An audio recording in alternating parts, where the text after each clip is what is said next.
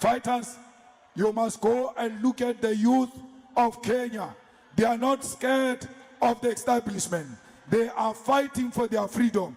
They are fighting for their determination.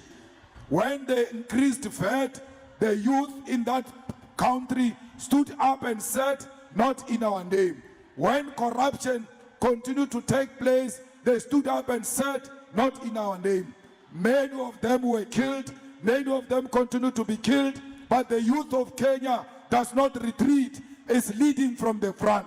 I'm calling upon you, the youth of South Africa and Africa, to be inspired by the youth of Kenya and stand for what you believe in. We want to say to Captain Ibrahim Traore that we stand with him and support his vision for the Sahel region and the whole of African continent, including the expulsion of French colonialism.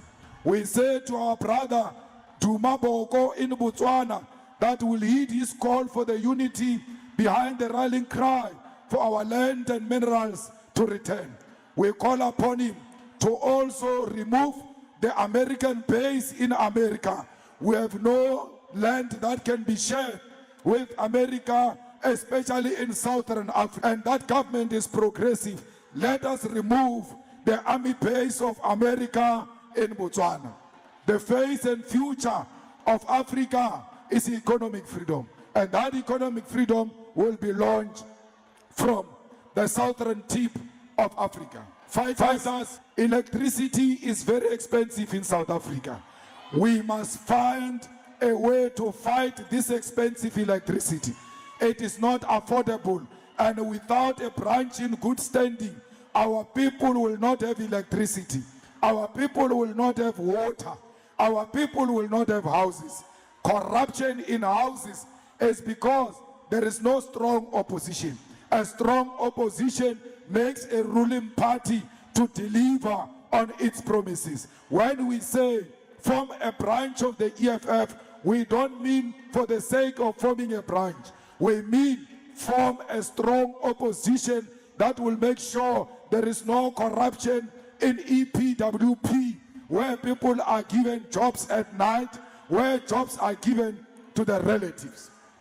Fighters, the Commission of Inquiry on Mukonazi's issues is a bluff, it's not real. What happened to Zondo Commission? Who was charged after Zondo Commission? It is very clownish for Ramaphosa to leave Mkhunu as a minister and say, I've put him on a special leave. What kind of special leave is that? Where do you get that in the Constitution, that a minister can be put on a special leave? Why is Ramaphosa playing with our money and having two ministers, Minister of Police Mkhunu on special leave and Minister Kachalia? That is corruption, that is wasting money, that is not available. We call on the president to fire Mkhunu with immediate effect so that we don't have two ministers. Comrades, how can we pay 700 million for talking? People say there's going to be dialogue in South Africa. It will cost us 700 million. We don't want dialogue that costs us money. We have elected our leaders. They know what we want, and we speak for ourselves, and we don't need more money spent on parliament and spent on an unnecessary dialogue. Parliament is dialogue. Why must we pay for another dialogue? We are already paying parliamentarians for talking. Who said parliamentarians are dancing? We are not going to parliament to dance. We are going to parliament to dialogue. And money is put aside for that. We are being paid for dialoguing. Why do you want to pay more money? We reject the dialogue, and we reject President Mbeki's call to support the dialogue. We won't support anything that is going to cost us more money. Take the 700 million, pay for free education. Take 700 million, make sure higher education is of quality. Make sure our children benefit from proper feeding scheme.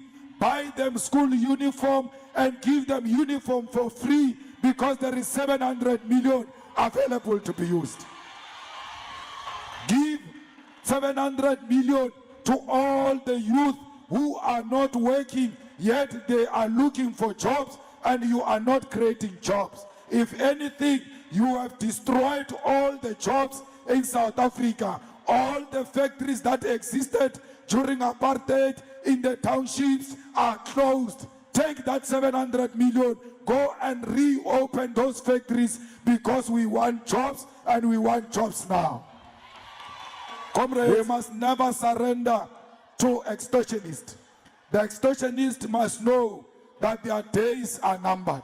No one must bully our people into paying protection fees. Protection fees for nonsense. We will never allow the criminals to run our street, to run the Western Cape. We will never allow the criminals to hijack our streets. We will make sure that South Africa remains a peaceful event.